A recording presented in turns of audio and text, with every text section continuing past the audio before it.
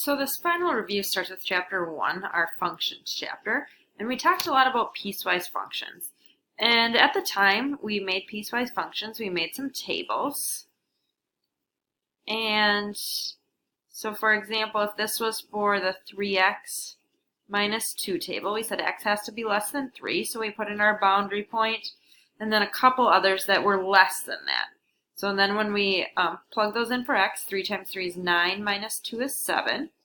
3 times 2 is 6, minus 2 is 4.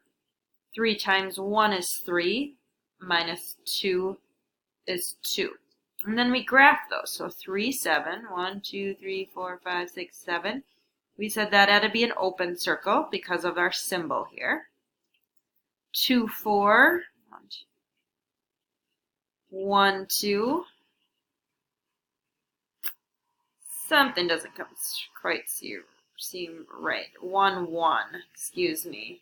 3 times 1 is 3 minus 2 is 1. I was going to say that didn't look quite like a line. So we had our line there. And then we graphed the other one. So negative 2x plus 5. We made an xy table. We put in our boundary point of 3 and it was greater. So maybe I'll put in 4 and 5. And now we plug them into our equation. Negative 2 times 3 is negative 6 plus 1 is negative 1. Negative 2 times 4 is negative 8 plus 3 is plus 5 is negative 3.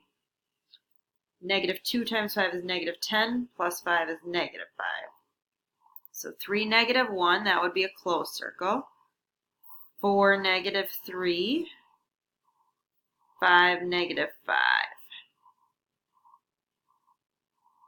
And we have our line there.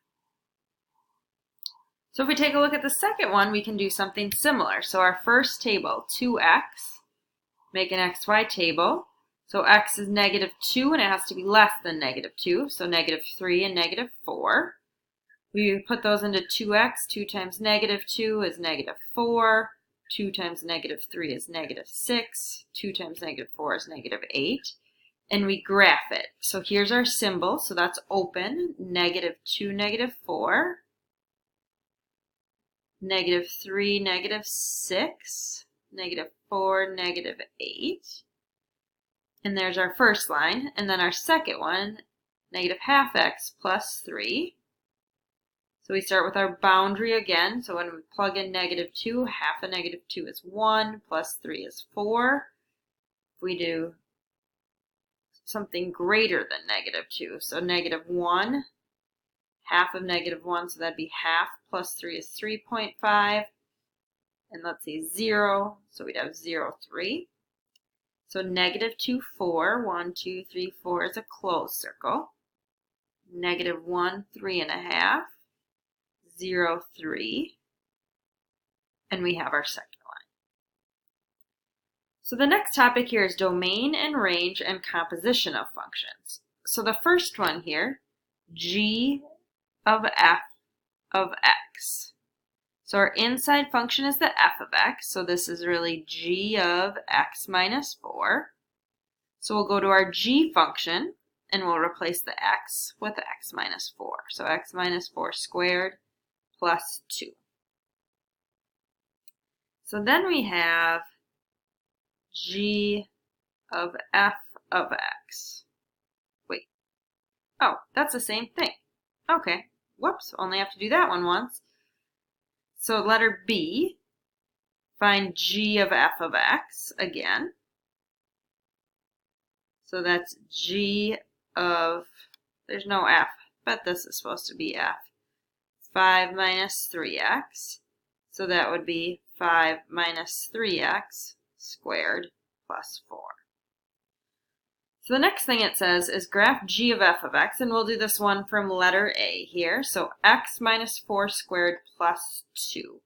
Well, it's a parabola. Plus 2 moves it up 2. Minus 4 to the right 4. 1, 2, 3, 4.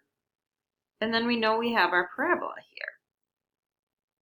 So our domain of a parabola is all real numbers. But our range, we could say y has to be greater than or equal to 2. So the same thing for this next one, domain and range. Well, it's a square root function, but it's shifted to the right 3. So our domain, we could say x has to be greater than or equal to 3. And our range, y has to be greater than or equal to 0. Find the inverse. So again, inverse, we change our x and y's. So x equals 2y plus 3, not plus 3, sorry about that, minus 3. Then we have to solve for y. So we have x plus 3 equals 2y divided by 2. So we have x plus 3 divided by 2, and I'll use our notation of inverse. So another one, switch the x and y. So x equals y squared plus 4. Solve for y. So we have x minus 4 equals y squared. Square root.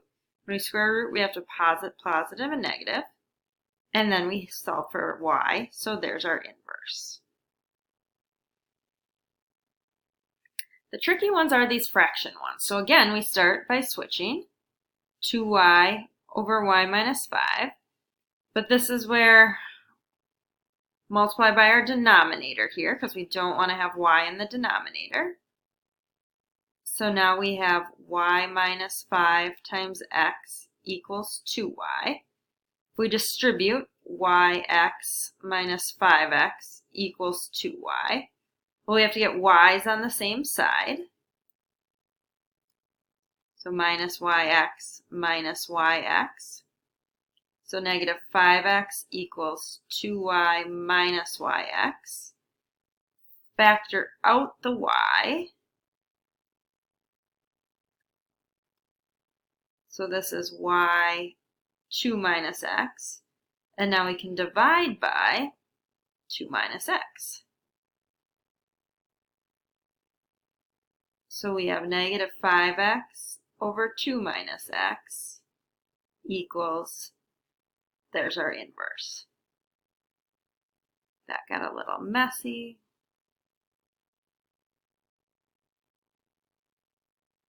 The next one here, graph and label 2 coordinates. Well, plus 3 moved it to the right 3, and the 2 we know makes it higher. So let's see.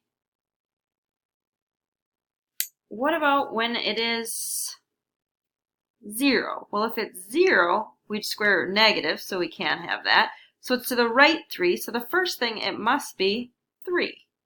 So this 3 minus 3 is 0, square root of 0 is 0, times 2 is 0. Well, let's try 4. 4 minus 3 is 1, square root of 1 is 1, so we have 2, so 4, 2.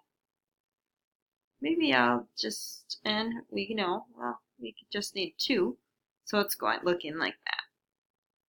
Describe the transformations from x cubed to negative 2 times x minus 3 cubed plus 2. Well, now you know that goes up 2 to the right 3. And is this the whole thing or just our x value or y? It's so the y times 2, and then it's also a reflection because of that negative. Number 7, on the same graph, draw x minus 1, so this moves to the right 1, and up 3.2 or 1.5. So to the right 1, I'm going to use some of these nice points right here that cross on grid. So to the right 1 and up 3.5, so up 1.5. Oops, let's do this next one. To the right 1, up 1.5. This one to the right 1, up 1.5. To the right 1, up 1.5. What are the coordinates of the new max and min? So the new min is now at 1, 1.5. That makes sense to the right if we look at that one. And the new max to the right 1, so now it's at 2, up 1.5, so it's also at 2. So the next part here in chapter 1, use interval notation to describe when the function is increasing and decreasing. Is it odd, even, or neither? Well, I notice it's reflective over the y-axis, so that makes it even. Odd was the one if it had like rotational symmetry. That's where it made it odd. Even was if you could fold it in half. So where is it decreasing? So those two spots, it's decreasing. Now I'm going to label these coordinates here. So that's -2, 1, -3, -3, 0, 0, 3, -3, and 7, 1. So decreasing, we use our x's. So -2, comma, -3. We use that interval notation.